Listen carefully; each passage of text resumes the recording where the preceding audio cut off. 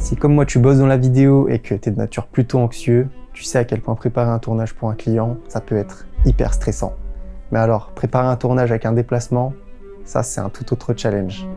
C'est bien pour ça qu'on dit qu'une des meilleures qualités à avoir dans l'audiovisuel, c'est l'anticipation. Et dans cette vidéo, je vais t'expliquer pourquoi. Bon, pour ceux qui sont nouveaux ici, moi c'est Mathias, je suis réalisateur freelance avec 8 ans de métier. Donc des tournages, j'en ai fait. Et malheureusement, même après toutes ces années, j'ai toujours pas trouvé comment ne plus stresser.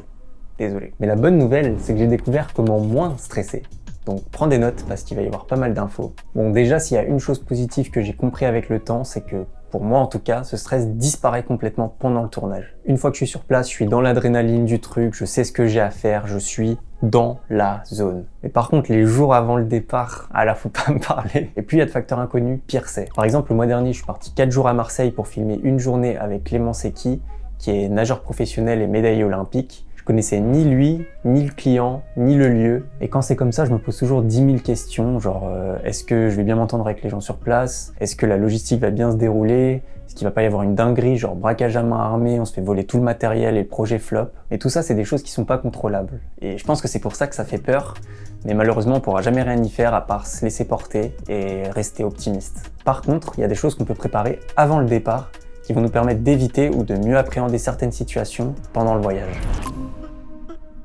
Ok, donc avant même que je te montre comment j'organise mon sac de matos, si c'est pas la première fois que tu regardes une de mes vidéos, tu sais déjà ce que je vais te dire là. Normalement, j'ai même pas besoin de le dire en vrai. Mais bon, je vais quand même me répéter pour ceux qui sont nouveaux et qui rapprochent un peu les wagons. L'étape la plus importante d'un tournage, elle se joue à la pré-production. Pour ceux qui en ont jamais entendu parler, qu'est-ce que c'est la pré-production?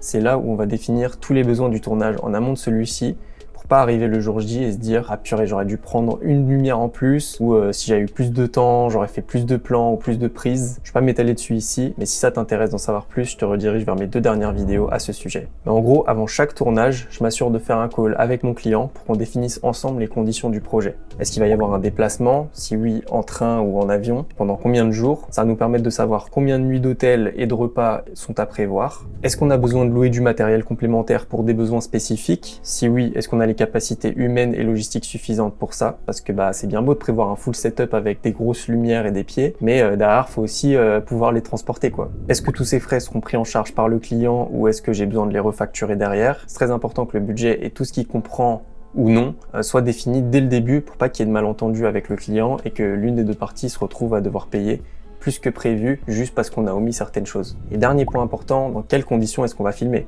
Est-ce que c'est en intérieur, en extérieur? Si c'est en extérieur, est-ce qu'il y a du soleil? Est-ce qu'il y a du vent? Est-ce qu'il y a de la pluie? Comment est-ce que la lumière naturelle elle est diffusée d'ailleurs? Est-ce que c'est un lieu sombre ou au contraire qui est très lumineux? Est-ce que le lieu il est bruyant avec beaucoup de réverbération? Quelles sont les choses à montrer ou non? Tout ça, c'est des questions auxquelles il faut absolument les réponses avant le départ du tournage pour pas avoir à les gérer sur le moment, ou alors il faut des alternatives pour pouvoir s'adapter si besoin. Et tout ça, vous verrez, ça va aussi nous aider à choisir notre matériel. Quand c'est possible aussi, c'est bien de faire un repérage des lieux avant la date du tournage pour justement avoir ces infos. Et si c'est pas possible, au moins demander des photos et des vidéos des lieux à une personne sur place. Et si vraiment il n'y a pas moyen, tu peux toujours utiliser Google Street en vrai pour essayer de choper des infos, ou au moins voir comment on se rend sur place, déjà ça peut être pas mal. Et dernier outil intéressant, et après on passe au matériel, c'est Sun Surveyor. Sun Surveyor, c'est une appli qui te permet de voir l'orientation du soleil en fonction de l'heure de la journée et de ta position dans l'espace. T'as aussi les heures de lever et de coucher du soleil, donc c'est génial si tu veux essayer de choper la golden hour, et c'est très cool pour les tournages en extérieur si tu veux prévoir ta lumière ou savoir comment te placer pour filmer selon l'heure qui sera.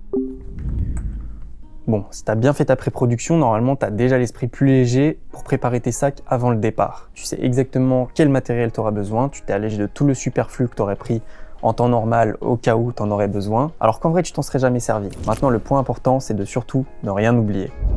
Et comment je fais ça? C'est très simple, j'ai une liste de tout le matériel que je possède qui est déjà prête dans un doc, et à chaque projet, je la copie-colle en liste de tâches dans Milanote. J'adapte la liste selon le matériel dont j'ai vraiment besoin, comme ça quand je fais mon sac et que je mets quelque chose dedans, je le coche et je suis sûr de rien oublier. Et ça, je le fais pour le départ, mais je le fais aussi pour le retour. Comme ça, je suis sûr que j'ai rien oublié sur le tournage et que j'ai tout ce qu'il me faut pour mon prochain projet. Je m'assure toujours que les batteries sont pleinement chargées, que les cartes SD sont formatées et que tout le matériel fonctionne bien, parce qu'on veut pas d'un bug technique au moment du tournage. Ensuite, je nettoie mes objectifs s'ils ont besoin d'être nettoyés.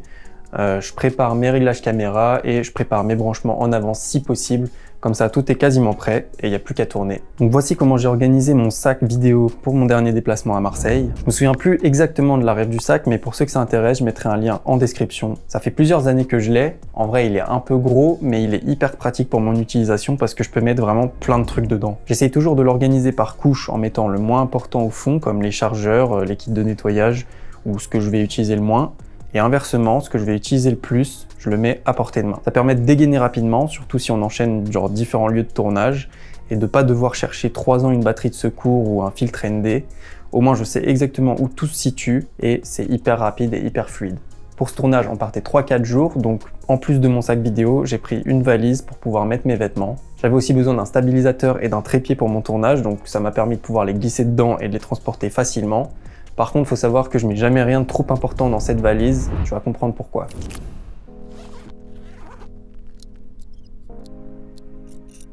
Maintenant qu'on a fait tout ça, on n'a plus qu'à attendre le moment du départ en tournage. Et même si j'ai dit qu'en général c'est avant le départ que je me sens le plus stressé, il y a quand même des choses qui peuvent être tracassantes pendant le voyage et pendant le tournage. Alors on parlera du tournage juste après, mais déjà ce qu'il faut garder en tête pendant le voyage, ça va beaucoup dépendre selon si on prend le train ou l'avion. Pour avoir fait les deux, c'est quand même plus galère en avion, mais les deux ont quand même chacune leur petite subtilité. Et que ce soit en train ou en avion, en général je recommande toujours à mes clients d'investir un petit peu plus en frais de nourriture et en frais de logement.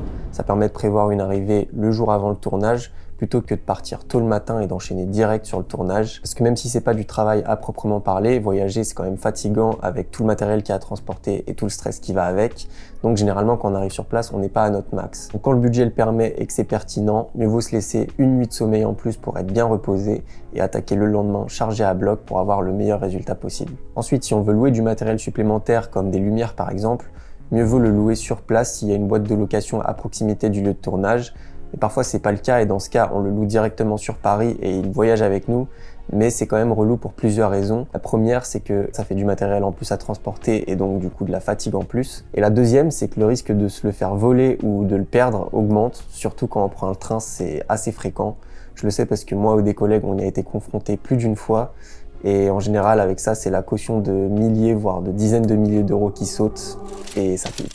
Donc pour éviter ça, si tu prends le train, je te conseille de choisir ta place si tu peux et d'en prendre une qui se situe plutôt aux extrémités des wagons, parce que c'est là où généralement il y a des racks à bagages et ça te permet de rester à côté de ton bagage tout en gardant l'œil dessus. Et jusqu'au départ, ne lâche jamais ta valise des yeux car il y a souvent des petits malins qui montent dans le train et qui redescendent juste avant le départ en essayant de voler des bagages de valeur, dont notamment du matériel audiovisuel. Ce qui nous amène au point suivant, qui est d'investir dans un sac et une valise qui n'attirent pas trop l'attention. Parce que c'est sûr que si tu te balades dans la gare avec un sac à dos et un trépied accroché dessus aux yeux de tout le monde, bah t'es une cible pour les personnes mal intentionnées. Et c'est le problème, je trouve, des valises Pellicase, parce que même si elles sont excellentes en termes de protection et d'organisation pour du transport de matériel, je trouve qu'elles sont facilement reconnaissables et on identifie direct qu'il y a quelque chose de valeur dedans. Donc pour l'instant, moi je préfère utiliser une bonne vieille valise classique qui fait très bien le taf. Et c'est aussi pour ça que je mets rien de trop important dedans, que ce soit en termes de valeur mais aussi de nécessité sur le tournage, parce que si ça venait à être perdu, au moins je sais que mon tournage n'est pas forcément compromis. Donc par là, j'entends la caméra, les objectifs, le son, les batteries, les disques durs et l'ordi portable pour pouvoir backup. Bref, faut que si jamais tu perds cette valise, t'aies au moins tout ce qu'il te faut dans ton sac à dos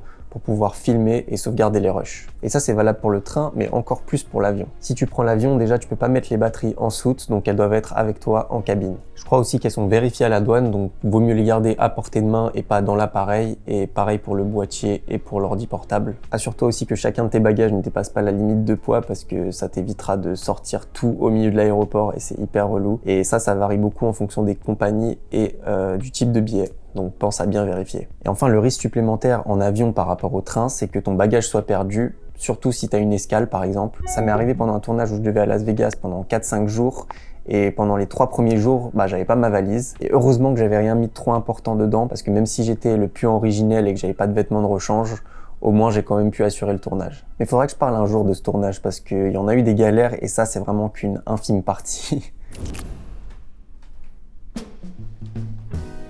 Une fois sur le tournage et que la première journée s'est terminée, en principe, si tout se passe bien et qu'il n'y a pas eu de galère ou de mauvaise surprise, je dirais qu'on a éliminé 90% du stress. Mais les 10% restants, c'est la sauvegarde de fichiers. Donc pour ça, je vais te montrer comment moi je procède, parce que ça se fait pas n'importe comment si on veut rester organisé et s'enlever aussi du stress au montage. Surtout si on filme beaucoup de rushs sur plusieurs jours, on veut les laisser traîner le moins longtemps possible sur les cartes SD. Déjà parce qu'on n'est pas à l'abri qu'une carte SD lâche et que tous les fichiers soient corrompus, mais aussi parce qu'on peut les perdre ou se faire voler la cam et donc les cartes SD qui sont dedans. Et là, c'est tout le travail effectué peut-être sur plusieurs jours qui part dans le vide. Donc pour éviter ça, au moins chaque soir quand on rentre à l'hôtel après le tournage ou dès qu'on a un petit moment dans la journée entre deux prises, on backup sur un SSD et on fait une copie sur un deuxième SSD qu'on va chacun mettre dans 2 sacs séparés. Comme ça, si on a un qui se perd sur le retour, on a toujours l'autre en backup. Et si on est vraiment parano, on peut aussi avoir un 3e SSD qu'on va filer au client ou à quelqu'un de la production pour avoir un autre filet de sécurité au cas où, je sais pas, ton appartement brûle ou il se passe une dinguerie. Non, tu mords pas mon câble, toi, ta grosse tête là. Perso, j'avoue que je le fais jamais, mais en vrai, peut-être que je devrais parce que si un jour ça m'arrive, je serais bien content de l'avoir fait. Mais alors, pourquoi bien sauvegarder ces rushs? Réponse simple, pour éviter ça.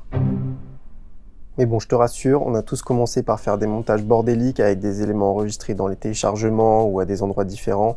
Mais bon, vraiment, sur le long terme, c'est pas du tout viable. Moi, mon organisation, elle est assez simple et plutôt classique en vrai, j'ai pas réinventé la roue du tout. Donc déjà, je commence par classifier tous mes projets par année, donc comme ça me permet à chaque nouvelle année de complètement réinitialiser mon organisation et de pas avoir tous mes projets qui se stackent au fil des ans dans le même dossier. Et ensuite, j'ai un dossier template que j'ai juste à copier-coller à chaque nouveau projet et à renommer. Donc je change juste la date, le mois, le jour et le nom du projet. Donc à l'intérieur de ce dossier template, j'ai déjà tous mes dossiers qui sont organisés et comme ça, j'ai pas besoin de le refaire à chaque fois systématiquement à chaque projet. Donc j'ai d'abord un dossier projet dans lequel je range tous mes fichiers After Effects, Premiere, organisés de la même manière que mon dossier. Comme ça, je garde la même cohérence. J'ai juste à les renommer à chaque nouveau projet et ça va super vite. J'ai un dossier rush dans lequel je classifie mes rushs généralement par jour, mais ça dépend, des fois ça peut être par séquence selon les types de projets. Ensuite, j'ai un dossier audio dans lequel je range mes musiques, mes SFX et mes voix off. J'ai un dossier média dans lequel je mets les vidéos externes, donc qui sont pas des rushs, les images, les photos que j'ai potentiellement prises et tout ce qui est graphique, motion design. Et enfin, j'ai un dossier export dans lequel j'ai mes exports de color grading quand je passe de DaVinci à Premiere. J'ai aussi un dossier hold dans lequel je mets toutes les anciennes versions. Comme ça, je garde à la racine du dossier export uniquement les versions à jour et les plus actuelles. Alors, je dis pas que c'est la méthode la plus optimisée possible, mais en tout cas, elle marche pour moi. Je fais comme ça depuis plusieurs années et ça m'aide à me retrouver